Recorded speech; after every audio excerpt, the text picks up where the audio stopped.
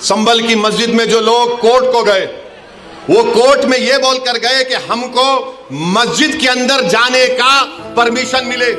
अब आप बताइए, कोई हम किसी को रोकते, कोई मस्जिद में आना चाह रहा है तो आइए, आदाब को मलहूज रखकर मस्जिद में आइए।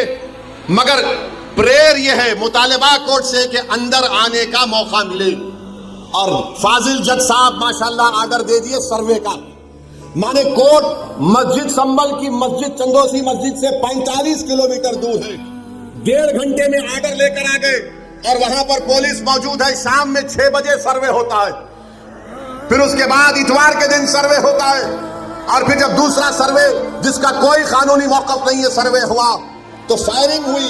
फायरिंग में 5 लोग शहीद हो गए।